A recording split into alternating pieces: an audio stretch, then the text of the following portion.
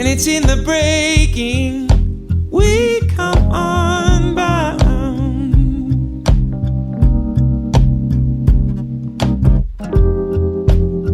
And it's in the giving we are found. Yeah, you could barely change, and you don't know why.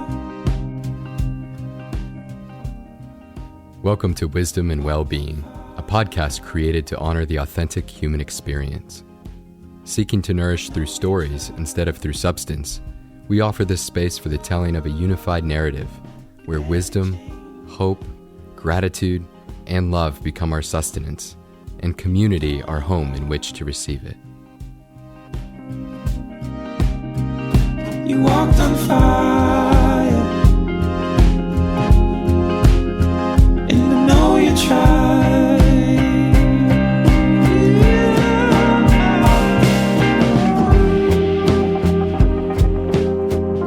In today's show, I am so blessed to share with you a recent conversation with two of my most remarkable Christian friends, Tucker MacDonald and Lucas Nichols.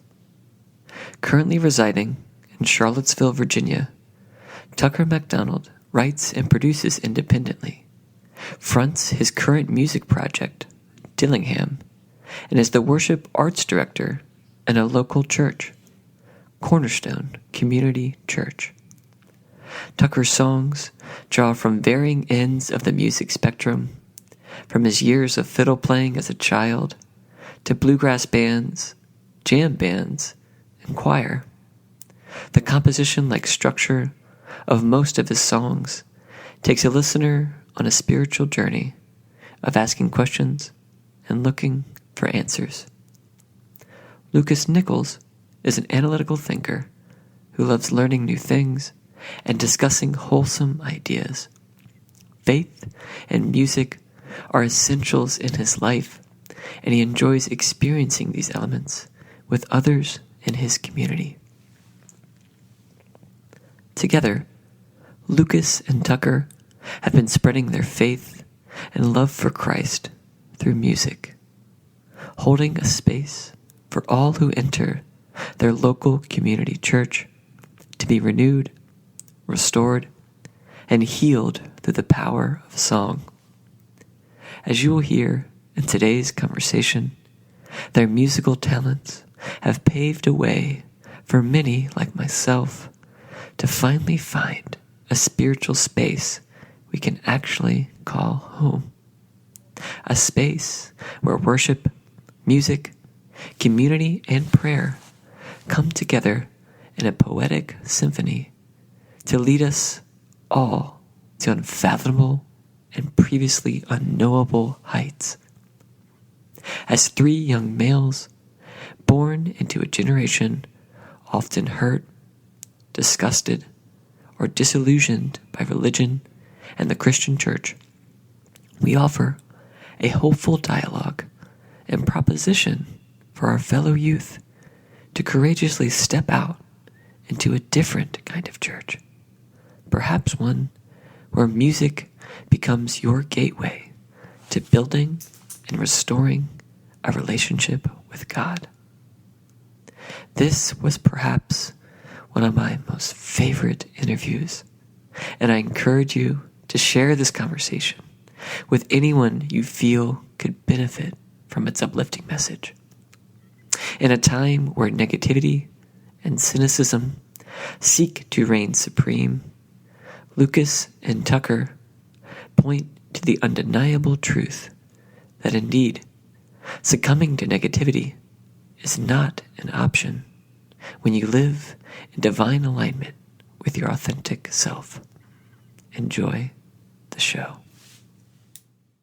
Well, Tucker and Lucas, thank you so much for sharing this time together. This is actually my first time being in the studio, so to speak, with Tucker and you, Lucas. It's a blessing to be immersed in fellowship and with amazing audio equipment. So if you're listening to this and you're wondering, why does this podcast sound so much better than the previous ones? It's because of Tucker and Lucas's generosity to open up their studio. So thank you guys for sharing this conversation with me. And I guess to get started, I'd love for you guys just to introduce yourselves and tell a little bit about your story, perhaps, why we're even having this conversation today. So Lucas, how about you get us started? Sure thing. Thanks, Rob, for having us, and we're excited to be a part of this conversation. So thanks for inviting us. So I moved to Charlottesville about a year ago. I'm from the Midwest originally, Kansas City, and spent a lot of time there growing up. Went to school in D.C. and lived abroad for a little bit. But I've found a happy home here in Charlottesville and a good community of friends, a lot of them at Cornerstone Community Church, and also Tucker, my cousin, and his family. So it's nice to have some extended family here as well. So definitely grateful to be here, and some work brought me out here, but it's been great to find a great spiritual community as well. And that's a very important part of my life. And so I'm grateful to have found that here. Yeah, Rob, thank you as well for having us. This is Tucker. I am from the Northwest originally, moved to Charlottesville in high school, went away to college, came back, and I've been in Charlottesville ever since, about 6 years now. I work part-time at the church, leading music and arts there, and produce and compose and write outside of the church as well. Yeah, well, thank you guys for this introductions. And our audience, you guys might also be wondering, or maybe you can tell you're a little familiar with the voices. Tucker, Lucas, you're like, I think I've heard these guys before. And the truth is you have. So Lucas, his voice is the voiceover you hear for the beginning of the podcast and the end of the podcast. And Tucker is actually the brains and just the heart behind the music. So his group and his music, Dillingham, and specifically the song Vessel, I was so moved by when I first heard it. I was, it just had to be a part of the podcast. And so the two of them, to spend so much time with me and came together to make some great audio for this podcast. So if you're wondering, where have I heard these voices before? That's where you've heard them. And so we're, here today, as brothers in this fellowship to kind of talk about, music and our shared spirituality. And maybe even more specifically, like what role or how does music play a part of our faith? And specifically, we're all Christians and Christian believers, but music and harmony and just any instrument, wherever it is you may be, I think plays such a tremendous role in creating community and building one's faith. And I'd love to maybe start with you, Tucker, in terms of where did you get your start with music, and give us a glimpse into that journey so far, what it's been like. Well, that's a big question. I'll try not to take too much time. I started playing bluegrass music when I was young, 9 years old. I saw a fiddle player, and I wanted to learn how to play the fiddle. So I played Texas-style fiddle and competed and played bluegrass for most of my young life, into my teens, and then got into more accessible music, if you will, aka band, guitars and drums and all that, once my mom let me listen to music with drums in them. But and then kind of started writing songs and singing at that time in my teens. Loved to write, formed a couple bands in high school, and I heard some audio, but I think we're good. And started working in my church, helping with some of the music at a young age. It was something I enjoyed doing, and it was kind of an outlet for me to have a band to teach songs to. In a way, I was able to kind of like learn guitar and learn some leadership there, and just I was kind of thrown in the fire there because I could play guitar in a small church. You're going to be pulled out of the crowd. So that kind of took me into college, and been writing a lot since, and honing the craft and all that stuff. So, well, how about you, Lucas? Let's not leave you out. You have more than just a beautiful voice. You also are part of our wonderful church sort of worship team, worship band. And what's been your journey with music so far? So my parents were really the music enthusiasts that introduced me to a lot of the stuff that influenced me. We listened to a lot of gospel growing up, Fred Hammond and Marvin Sapp and those kind of guys, and they also really liked funk music like George Clinton and Parliament Funkadelic, those kinds of artists. But neither one of my parents is a player or a musician per se, but just really enjoy music. And so I'm a bit in the same line. I enjoy playing some music, and haven't pursued it professionally per se, but it's always been a great outlet for me, and I've been really grateful to be able to have that. And I've been able to play with a lot of great musicians like Tucker and other friends from high school, even growing up. So in high school, I participated in like the symphonic bands and marching bands. I was in drumline in high school, so that was a lot of fun experience. Or in basketball, I played drum set for the pep band, and so I got to travel and see some basketball. So that was a lot of fun, and I've played for different bands here and there as a sub. But for me, like, music is just such a gift from God, and I don't know the science behind it. I don't understand the science there, but it just moves the spirit, and I think it really provides a way for you to connect with something that's beyond yourself, and whether that's just at a concert and a great show, and you really appreciate, the guitar solo that you're hearing, or the different vocal harmonies that are going on in the background. Those can be amazing, but in the sense of worship too, I think God gave us music to be able to worship Him and experience Him, and I think it's a really powerful thing that can motivate a lot of people, or a lot of people talk about powerful experiences they have when they're listening to music, and I think it's an incredible a tool and vehicle that we can use to worship God, but it's also just a great gift from God, I believe, and just to enjoy Him and enjoy His presence and enjoy creation.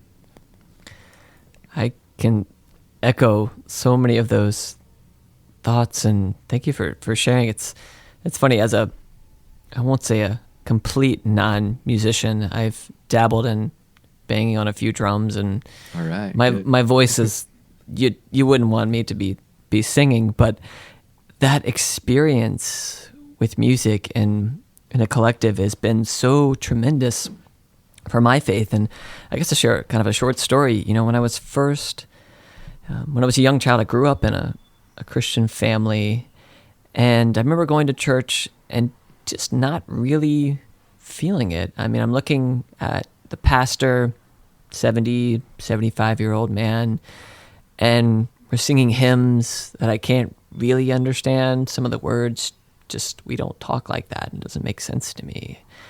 And for many, there's many other reasons. One being I started playing soccer on Sundays, but there was a lot of reasons why I kind of veered away from the church. But one of them was it just didn't really do it for me. I didn't have that experience. I wasn't traumatized, didn't have any negative experiences. It just didn't really, my faith was not revealed to me in that setting. And I went through quite a bit in college, joined a ministry, collegiate ministry, and was really close with some friends, and it kind of brought a new spirit out of me, but there still was kind of an element that was missing. I didn't really, attend church regularly. Once again, I was kind of working quite a bit, but the music piece was still out of there. And it wasn't until I was introduced to our church, Cornerstone Community Church, where I'm walking into the first service and just bathed in this sound, this music, And I find myself looking around, I'm forgetting where I am. I'm like, am I in a church right now? This is not a church. Is there a concert going on? And I look around and I see a 70-year-old grandmother next to me and my fellow medical student friend to my right. And I realized, no, this is a church. And why couldn't it be a church? Why couldn't this exactly be happening right now? And what ensued over the next 20, 30 minutes, the first part of our worship and music, I was taken to places I never had experienced before in this setting, and instantly knew, in connecting with him, connecting with God, it was like, you're home now, and this is a part of your being and a way to worship me and to honor me. And you don't have to do it in church, and please take this beyond these walls, but we can engage in worship, and you can be with your friends, your family in this setting and feel at home. And I left there just buzzing, literally vibrating from the music you guys had created and the words of our pastor, but just buzzing, knowing like, I can't wait to come back. And I've been going for about 1.5 years, and there are so many reasons why I keep coming back, but the top 2 are getting to serve in the youth ministry and just being in that music, being in our worship together. And if it wasn't for that, I don't know if I actually would be in a church community. I mean, it's a strong statement, but I feel like it was such a key component of instilling that faith, and knowing that I was in the right place. And so that's my story, kind of getting into it. And you guys have been such amazing people to bring that experience to me. And I was just kind of curious if that was something, you shared a little bit about your background in music and how it's affected you in your own spirituality, but I'm just kind of curious if that's been something you've noticed in others or have experienced yourself. And perhaps Lucas, you can start with that one. Yeah. Tucker has thought a lot about this, and I'll let him share more here in a minute, because it's very intentional. The goal is to, in the church gathering there, is to bring people before God to worship God and to create an environment conducive to that worship where we're putting ourselves aside and we're looking towards Him. And so the music and the sounds that you hear, as well as the lyrics, the whole goal is to point to Him and to glorify Him and praise Him for who He is and what He's done. And as a worship team, that's something that we collectively want to do, is we want to take this gathering of people and move us and point our eyes towards God, and to do that with our hearts and with our souls, and using this great gift of music that God has given us to turn that back to Him and to give that gift of praise to Him. And I know for me that's been a really powerful moment, and it's been a real gift from God to have the privilege to serve in that capacity, to be a part of the team that serves the people through this music. And so it's something that is really powerful for me in my heart, but I also love to do that for other people too. And so I love hearing their stories of how a certain song really touches them or something really moves them, because then I feel like that's just such an encouragement to me. Like I'm serving in this role, and I want to bring people closer to God through my little part that I play on this team. And when that happens, it's really sweet, and it's really, really encouraging. Remind me of the question. I was lost in Lucas's answer. I kind of was too. So the question, so for you Tucker, I mean, I feel like you're such a visionary with our worship team, but what have you found has been most inspiring to you, or has led you to even envision the worship team as it is at our church? I feel like to me, it's just so unique. I mean, I'm sure there's hundreds and thousands of churches with very similar groups, but I just was curious, what has inspired you or led you to the worship team that we have and the music that you choose to play each and every Sunday? Okay. Yeah, for me, the team is, it's important that we are unified. Even in Scripture, we see the subject or the theme of unity so prevalent. And so in all that we do, most importantly as a church body, as God's church, as a whole, not just our body, but as his church, that we're unified in what we do. And he says the world will know us by our love, and our unity is so important in that. Jesus speaks towards that specifically.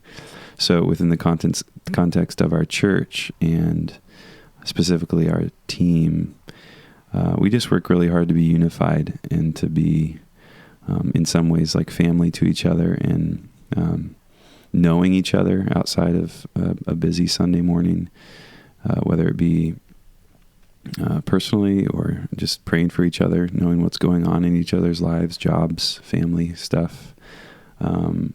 Just we have a community there, pretty intentional community, to create an environment where we can thrive, being vulnerable together and leading people into a place where they're vulnerable towards God and with each other, ultimately towards God. And I think in any situation, feeling comfortable and given permission to be vulnerable is a big part of it, right? Because we often in any setting are withheld from doing something or acting on something we're feeling because of fear or because of a comfort level, really, or not having the permission to do something. So specifically in worship, we just want to create an environment that is, we're giving permission to people in worship and giving God praise he's due, and just communing with him, being with him together. And so you can't, I don't like the phrase worship leaders, because you can't lead someone to worship God. We can do all we can encourage, we can do all we want, but that's ultimately between man and God, woman and God personally. But we can be lead worshipers and just pursue him together vulnerably. And I think that's just one of the best ways we can encourage that and be vulnerable together. Being vulnerable together, I feel like that might be the motto of my life. I've been inspired to really hold that space exactly as you have just said. Can we create an environment for people, lead them so they can worship in their own way? We can't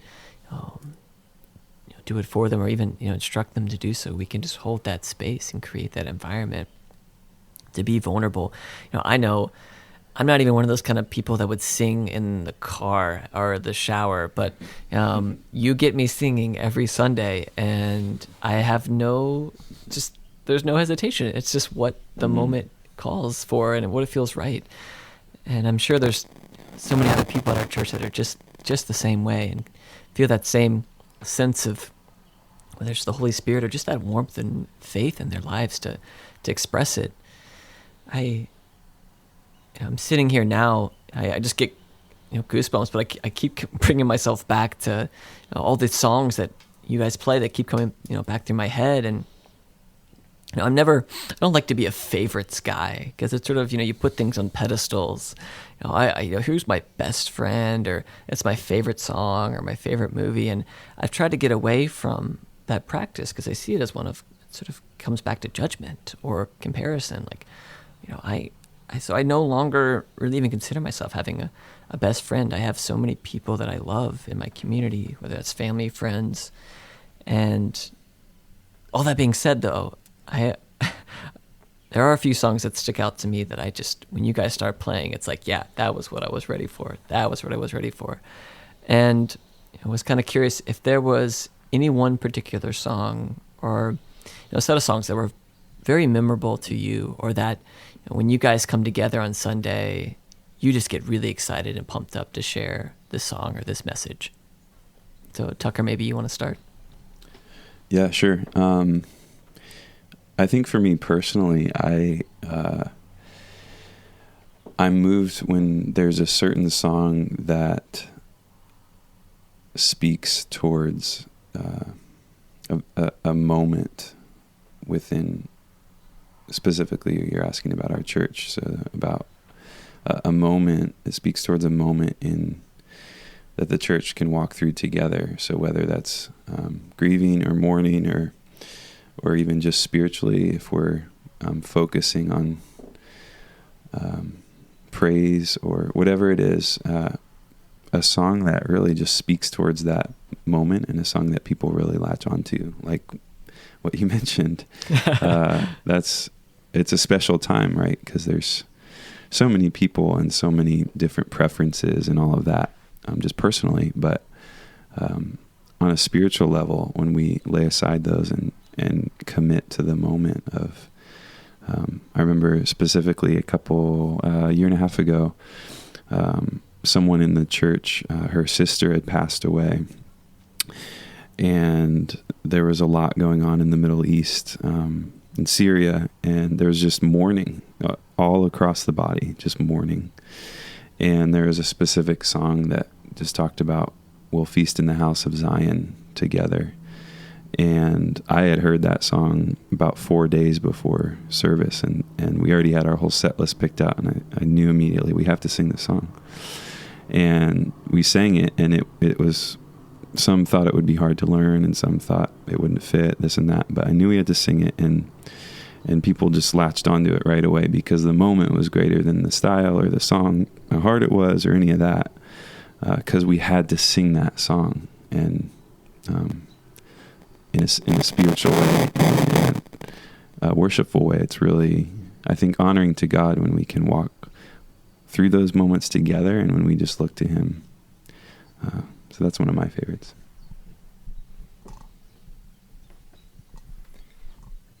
You know, Rob, you mentioned you're not necessarily a vocalist, and I'm not either. So it's interesting for me to think about that, and because a lot of the songs I think about, you know, it's more of the sound versus the lyrics that sometimes speak to me, and actually, a few years ago, I remember telling one of my friends at work, "Oh, listen to this song. This is, you know, a great song. This is one of my favorite jams right now," or whatever. And then she came back to me. She said, "Lucas, those lyrics are incredibly offensive and terrible." And then I realized I went back and listened to the lyrics, and they were awful. And I felt so bad for recommending this song, and had to apologize. The beat and the hook, they were really catchy, and that's what I was focused on. But yeah, anyway, in terms of some of the songs we do for worship, there's some of the sounds that I really appreciate. And one of the songs we play is called Spirit Move, and I really like the original recording that I've heard of that. And again, just some of the sound and the production that they've done on that song is just really powerful and has spoken to my heart. I also really like the very opening lyric of that, which says, "I feel it in my bones, you're about to move," talking to the Holy Spirit, like saying that I know that you are getting ready to move inside of me. And so that's really exciting. I like that. But I also like this Nigerian song we just did recently called "Jehovah, You Are the Most High God." And it just repeats that phrase over and over. And it's just really powerful. It's a very contemplative lyric, I feel like, and song. And something that's really sweet, too, to hear. I enjoy hearing music and songs from other countries and other cultures, because it gives you exposure to another style of worship or of music, and something, even just one sweet little phrase like that can be very powerful when you let that sink in and you meditate on that phrase. And it is almost meditative too, the way they sing that. But that's one of my favorites right now. Well, you guys each said sort of separately two things I kind of latched onto, and I want to address. I guess first, Tucker, you mentioned, you knew you had this plan. You guys knew what songs you were going to play for the week, but as you were leading up to Sunday, you had this knowing that actually there's this other song that we need to play, and it was going to be more difficult, it was going to be more challenging. You hadn't rehearsed it yet, but you just knew we were supposed to play it and to honor this period of mourning. And I've seen that so much in my life, and I try to answer this question of what does the moment require of me right now. Not what's a reasonable answer or something reasonable to do, or what do I feel like doing, or what does someone else feel like, want me to do, but truly, what does the moment require of me? And usually, it's actually something very much in alignment with your authentic self. It may seem more challenging, and it may end up being more challenging. It may take you out of the way that you originally thought your way. But in the end, it's his plan, his way, that he's guiding you towards. And so I just try to apply that question, that principle, in so much of my life. What does the moment require of me right now? And it takes a lot of practice, I've found, to create stillness and awareness, to realize the difference between maybe what the moment requires and what you kind of believe it require, or what you feel like doing. And that's a perfect example of recognizing this song, this is what we're supposed to play right now. This is just what this moment requires. And so thank you for sharing that piece and bringing that to mind. And then, Lucas, you brought up and you used the word contemplation or contemplative in the scope of listening to music. And I know for myself, I came kind of more into my faith and sort of spirituality through nature and through mindfulness practice. So when I was still trying to figure out, when I still wasn't very much aligned with any specific religious structure, Christianity or Buddhism or anything like that, I was trying to just create stillness through contemplation and meditation. And part of me I've been inspired to bring back this idea of the Christian contemplative. And what does it mean to be in contemplation? I know a lot of people I've spoken at length with we use the words mindfulness and meditation, and they're very charged words. They seem to, they originated from Eastern traditions, Buddhism, and it carries this charge to them that someone's trying to convert you to some different religion. And I see it as like, no, it's a practice. And I know a lot of Christians, we go straight to prayer, and oftentimes prayer is filling the space. We're talking, we're filling the space with our thoughts. But to me, it's got to start, prayer is really just getting quiet, being able to listen to him. Or this contemplation, creating stillness to be aware of what the moment requires, or how he's speaking to me, and then letting that come forth. We don't have to fill the entire space with prayer. That's why prayer, to a lot of people becomes a burden, because it's like, I need to be saying something right now. I get nervous because I need to fill the space with, thank you so much, all this gratitude, when it can just be stillness. And so this idea of bringing contemplation, into our practice, into our beliefs, and for me, whether it's through specifically meditation or, in this case, music, I find it's equally as powerful to create that state of stillness, despite there being, sound around me. There was this concept that I think it was Gordon Hempton I came across in a podcast, but he was trying to identify what's silence. What does silence mean? And he was like, I think his definition, hopefully I don't butcher this, was, it's not the absence of sound, it's the absence of noise. And to me, music in our worship, it's obviously sound, but it's not noise. It's not the craziness. It's not all the chaos of, what we put into our minds, what we, put into our lives. It's the absence of noise. And so I get into these states of contemplation during our worship when you guys are playing, and it's unreal. You can really hear him and be connected with your community, with everyone else who's worshiping. And it's been very powerful to kind of see that grow. And it's taken a long time. It was not, the first day I went in, I was not feeling, I was more of the like buzz, just joyful, happy. It was not really silent. It wasn't really still. But I think that's an experience that I think we could share with fellow Christians, or anyone who actually doesn't have a relationship with God or with Jesus Christ. And I think it's an experience, realistically, that can bring people to Christ or bring people into their faith is this experience of communal music.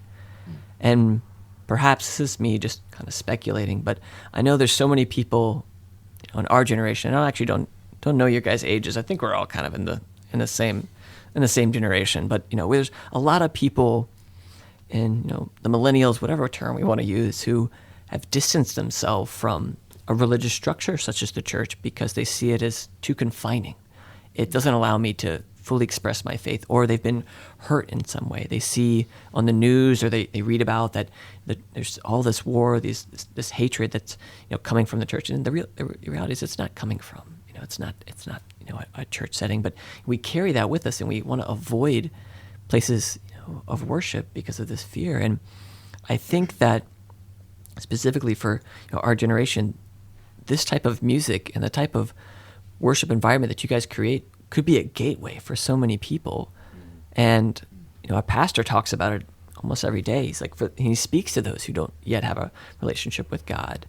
And you'd be like, well, who would be coming to a church if they don't have a relationship with God or a relationship with Jesus? And you never know. You never know someone's story, what they're carrying. But I guess I would love to sort of get your thoughts, like I said, as being kind of in this generation, experienced it, and what you think. Am I completely off base, or do you see this as a gateway to bring more community and to bring more young people, young professionals to faith and to a church community?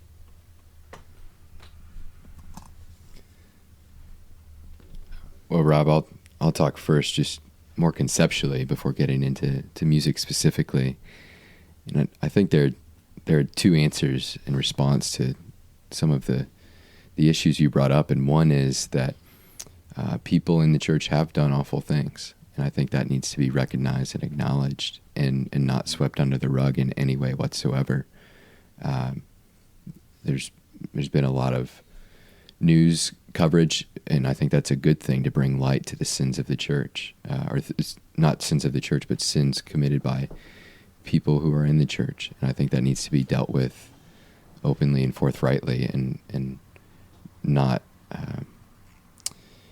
swept under the rug in any way, but acknowledged, and so I think that's critically important. The thing I would say to people who see that and have issue with that, which is a good thing, like you should be appalled by some of the things that have come out in that regard, but I think the issue is that the focus then is that this religion is on the people versus on Jesus himself. And if we look at Jesus himself, we see that he was without sin, and that we are called to follow him, and not necessarily a religious structure or to be aligned with some particular denomination or group, but we're called to follow Jesus, God, and God sent his son to show the world who he was, and that's in the person of Jesus. And so when we look to him and look at his life, we need to make the decision for ourselves, like, am I going to follow Jesus or not? And there have been a lot of terrible things that have been done in the name of Jesus that are not what Jesus preached and taught. And in terms of what it looks like to follow him, there have been a number of people who have done things, even in his name, that are not what he taught and preached. So I think it's important to go to the scriptures and see the words that Jesus spoke and what he called his followers to do, and then line that up and say, do I, for this particular church or this particular group or whatever it might be, like, are they doing the things that Jesus taught and preached and that Jesus did himself? And you need to align those things and see if they overlap appropriately, or if there are issues there, then the question needs to be raised. Well, I see Jesus teaching this and you're teaching this. Do these things make sense? Do they fit together? How do they fit together? Or maybe they don't, and you need to move on and find someone else who's teaching Jesus' teachings in line with what he intended, insofar as we're able to understand and know that. But I think the second part for millennials, and this is a lot harder for us, is that we come in with our own ideas and our own inclinations and desires and that kind of thing. And those can be good at times, but I think there is a lack of humility in a lot of our generation in taking God for who he is and who he's revealed himself to be. And I think that's the difficult part for our generation, because God says some hard things in his word and some things that will clash with us in terms of our own views on a number of different subjects or whatever that might be. And we have to make the decision. Jesus said, if you want to follow me, take up your cross and deny yourself and follow me. So it's a very sacrificial walk. And we have to make the decision, is it worth the cost? Are we willing to do that? And we see that he promises us life and that he's leading us to the Father and that there is abundant life in him.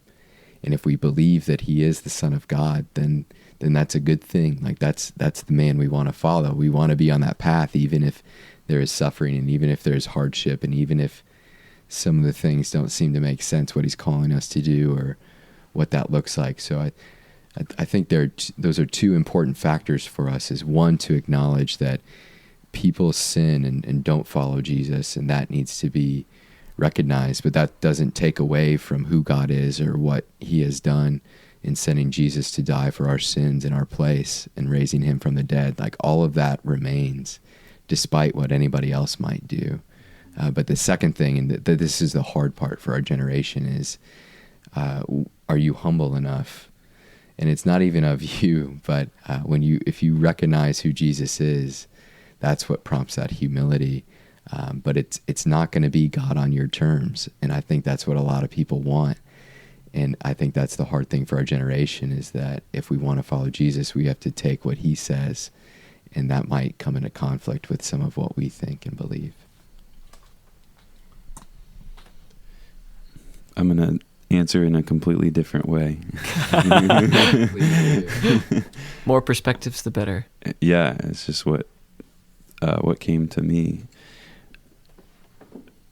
I'm thinking about the question for our society, but specifically you asked about our generation. What are we called?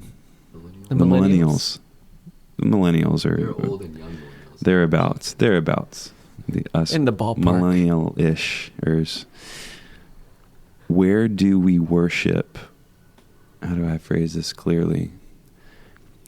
In what context does the average person our age find silence, find maybe some introspection, maybe some emotional leverage being pushed upon them, aesthetically stimulating and very focused? Where do we find that most? It's in like a movie theater, right? Watching cinema. We sit down for longer, this is my opinion, for longer than any other time during the week. For the average person, you're sitting still for upwards of 3 hours these days, sometimes 3.5, 4 with advertisements and popcorn breaks. Oh, I guess you've broken the silence, but keep going with me on this one. You're focusing your attention, which we won't go into the definition of worship, but the brief one is just focusing attention, right? Of all we are. That's what worship is. So we're focusing our attention on a screen or a story. We're focused. We've quieted ourselves because we hear the story best when we're doing that, unintentionally or intentionally. But I think we're wired now that we love movies so much we kind of shut off and watch them. But I think it's interesting that is the space that we don't even realize, but we enter into this thing. And I think it's part of the reason we love and connect so much with the screen and film, is because we allow it to really come into us and really experience it. We're open, like I was mentioning earlier. We're comfortable. We know what we're getting when we walk into a cinema. We know they're not going to ask for money or a commitment, some of the church things. We know what we're going to get. We know we're free to go to the bathroom, whatever. So the comfort level is high. So I think the guards are way down, and we just I'll leave theaters in tears sometimes. And people who know me know I don't express much sometimes, but walls are down, and I see it as some worship, and we're fully in. So with that in mind, I think the church, one of the things the modern church has maybe not thought about as much, I'll say that, is the value of being still, like you were saying, and being silent, like actually being silent. And I think of even we're told to be still and know that he's God. And that word know means to be intertwined with him. In a waiting sense, we're intertwined with who he is. And I think we've done a pretty poor job on a whole as the modern church in moments of being quiet, even communally, right? Like as a congregation, being quiet together, and the value that can serve in our faith and in our walk. And that's one of my favorite things of the liturgy, is the moments of intentional stillness and intentional quiet. So I don't even remember the whole question, but I think that idea of thinking about when we're being quiet and how we're doing it, and even doing it together as a practice regularly, I think there's value in that. And like you said, when we are centered and quiet within ourselves is when God can speak clearest, because we are not hearing and listening to all the voices and all the noise of the everyday. I think both of those answers, well, like you said, Tucker, very different perspectives. They were both beautiful answers in their own right. And I only hope that to anyone listening and, the audience, whether you're a millennial-ish or not, that a piece of that story, those stories resonated with you, because I think there's a lot of truth in what you guys just shared. And, coming back to it gives me hope that there's spaces, communities that want to engage in that process and recognize we're maybe not where we want to be. Or, we use the word sin, but maybe we've made mistakes. Maybe we haven't been doing as good of a job as we had hoped, but we're willing to acknowledge that, and move forward. And knowing too that, there's God's plan, and it may be quite different than what you had envisioned, and it may be more difficult, but sticking to that intention and revisiting, that intention and that vision will keep you within that truth. We could certainly keep talking, and I have so many other questions I'd love to ask you, but I guess to kind of close this conversation, this fellowship together, I want to just open up here at the end. Maybe you'll not like this because it's too open-ended, but any final thoughts, wisdom, or a story that you would like to share with the audience that you think, whether it's one life or 1,000, that you might be able to impact or touch. And if that involves, saying a prayer, singing, I guess we don't have a drum set here, but, whatever comes into you, please just share that. And I won't even say who to start with. I'll just kind of leave it open to whichever you guys wants to give this a go. Lucas is reaching. Well, I think we talked before we started recording. Rob, you wanted to share a little freestyle rap or something, right, with us? Is that what I heard? That was the promise. I don't remember this. We might have had rewind the tape. I was recording then. You didn't know. I might have mentioned, I've dabbled with some of my poetry, doing some rap. like jam poetry. I don't know if you'd call that rap, Here we go. but boots and skirts and boots and skirts. Maybe we'll save this for another day. We'll let the real musicians and magicians give this my next trick. Give this a shot. No, I'm teasing you, Rob. I'm giving you a hard time. I would just encourage people to really reflect on reality, and to think about all of the inputs. We've talked a lot about stillness and noise and music, and I think there are a lot of different messages being put out there in terms of what the nature of reality is, or what life is, or what the meaning of life is. And I would just encourage people to really spend some serious time reflecting on those questions and thinking about life. I think it's very easy to get distracted, or even just to get involved in certain things, and you can spend a lot of time being active, but not necessarily thoughtful, or not necessarily reflective. And that's something I'm thinking about in my own life too, and just thinking about what I spend my time doing, and are those the right things, or what would be most valuable, or taking that time of stillness and seeing, Rob, like you were talking about in that moment, like what is required of me, but wanting to be open to the Spirit of God and where He would lead, because that might look different than what I might pursue or what I might think of on my own. But I think we just have so much in our culture here in the United States where I think it's very easy to get distracted on a surface level. And I would just encourage listeners to think about the deeper things and try to dig down and think about what life really is, and where it comes from, and what its purpose is. And I think if you pursue that path and work towards that, I think you'll find some interesting things on that journey.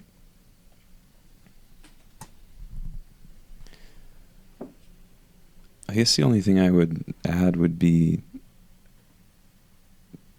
encouraging people just to seek truth. And we live in a culture, we live in a generation, literally before our eyes, we're seeing the idea of truth being dissolved. I think the word of the year, the word of the last half a year officially was post-truth. Like, we live in this culture and part of history where people don't want to believe there's truth anymore, and are dissolving the idea that there is a standard of what is real and true, and what is truth. And so just it piggybacks on what Lucas just said, is when we ask the real questions about life and meaning and purpose, and we do that vulnerably with fellow humans, I think it's the most beautiful journey we can ever embark on. And in pursuing truth, I think we find we're surprised, and I know I've been humbled in that process many times, but I think it's the best thing anyone can do is to pursue truth, and ask Jesus who He is, and ask that God would reveal Himself in whatever way that looks like. Well, Tucker and Lucas, I will never stop saying how powerful and such positive influences you guys have been in my life. Outside of the church, just in all aspects of my being, you guys inspire me each and every day, no matter the distance between us, what we're choosing to pursue in our quote-unquote daily lives. And so thank you for taking time out of your day to come together to share in this conversation. And I guess to finally close, I would love if you guys could just share how people, if they're interested, can get in touch with you. Now, if you don't want to hear from people, that you can say that too. But please share with people. Tucker, if you want to share how people can hear more of your music, or how to get in touch with you guys. Yeah, thanks for having us, Rob. I have some music up online. We Are Dillingham is a group I write with, and you can contact me on there. And I would be happy to chat with anybody who's interested. And I like talking about ideas, so I'm always interested in having conversations. So, Rob, I think I can just give you my email to put in the show notes if that works.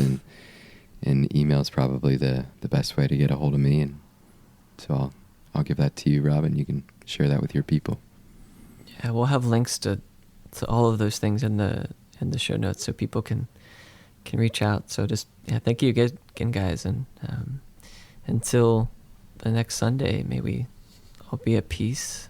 So, all right, good night, guys. All right, thanks, Rob. Thanks, Rob. Thank you for your presence and willingness to receive a new narrative, a passionate perspective, and perhaps a deeper sense of connection with our collective purpose. Please share this podcast with any and all that you believe will benefit from its intention to relieve one's doing and engage one's being. Please share your comments about the conversation on our podcast page and leave a review in iTunes so that the voices in this space can spread to all ears ready to receive it. Music credit goes to Dillingham for their song Vessel. Remain open, stay curious, and forever be love. You walked on fire, and I know you tried.